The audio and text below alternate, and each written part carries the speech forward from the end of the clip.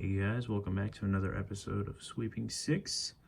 So before we get into it, I'm going to just give you the wristwatch check here. I'm wearing the Casio G-Shock Mudman. I'm not too crazy over digital watches, but I kind of wanted a watch that I could just kind of beat up and just wear anywhere, whether it's water, whether it's if I'm doing anything outdoorsy, or if I'm just chilling inside, doing some homework or something.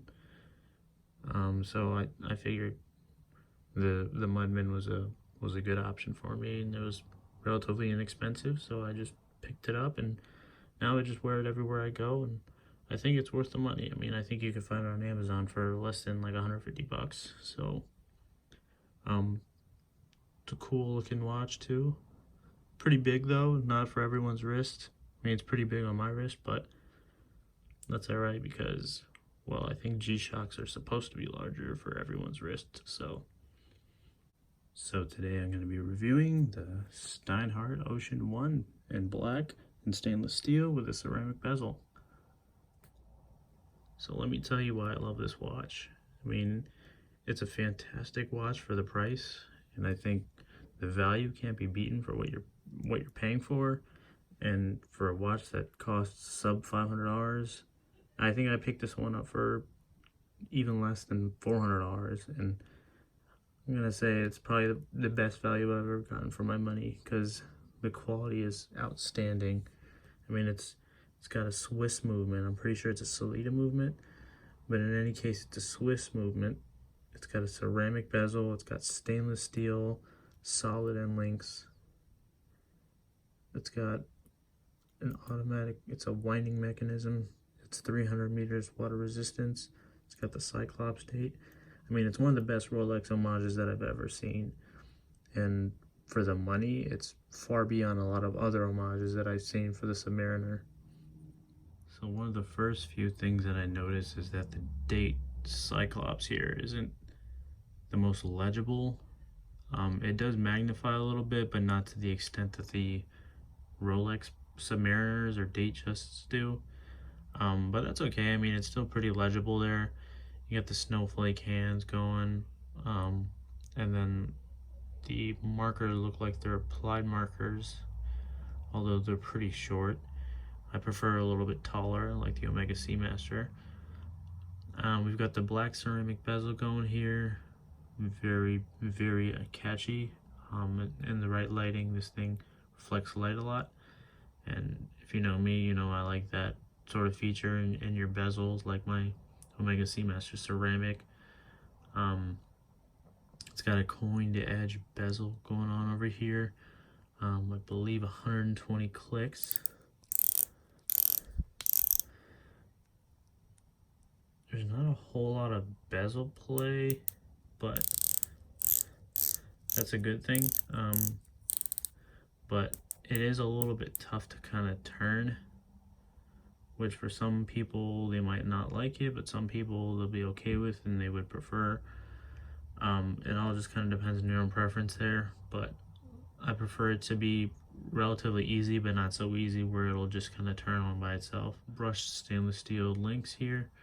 I've done a lot of desk diving with this watch. It's just one of my beaters, so you'll see a lot of fine scratches there. But I think one of the most surprising things that after wearing this watch for a while is that how comfortable this bracelet is. I mean, it fits around my wrist very well, and the links are like great quality. I mean, they're solid, they're heavy, and there's something about like the smoothness of the brushed stainless steel that really just gets to me. The case is very similar to the Submariner. You've got a crown with like the engraved Steinhart logo going there. And I think it's about 41 or 42 millimeters, so relatively large, but not too big. Still looks decent even on a small wrist like mine. We've got the deployment clasp here with the locking mechanism there. Underneath here we've got looks like a underwater warrior of some kind riding a seahorse. Steinhart Ocean One, 100 feet water resistance, 300 meters, Swiss automatic movement, sapphire crystal, and stainless steel. It's 300 meters water resistance, so pretty good in terms of water resistance. So functionality wise, it's a great plus. It's got a Solida automatic movement, like I said, so that's another plus. It's great hardware. I mean, the quality of the band, comfort is phenomenal. So another great plus. And just overall very handsome and a very good homage to the Rolex Submariner. That's another great plus. And less than $500. I mean, you can't really want more from a watch.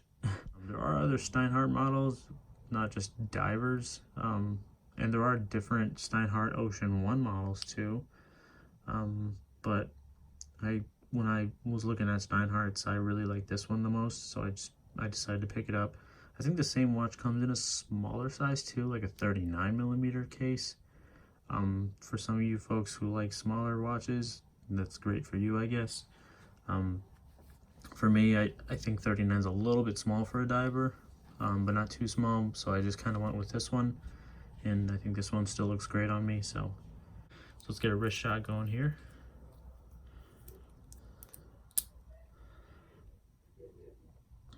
It's kind of big, but not too big on my arm. My wrist is pretty small, and sometimes it's a very hefty watch, I'd say. So it kind of like weighs my arm down as I'm wearing it a lot, and you'll notice it. All right, let's get a lume shot going here. You can see that it's very legible in the dark. I didn't really put it under a whole lot of sunlight. I mean, it was probably about 20 seconds of sunlight, and there's still pretty good amount of light in where I'm at. So I would imagine how this would look under more sunlight and then even a darker room.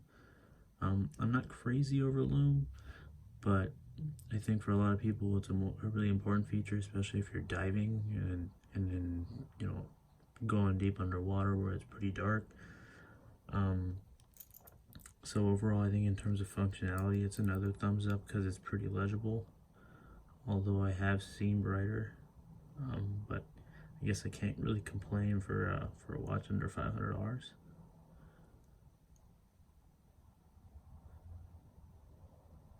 There you have it, Steinhart Ocean One.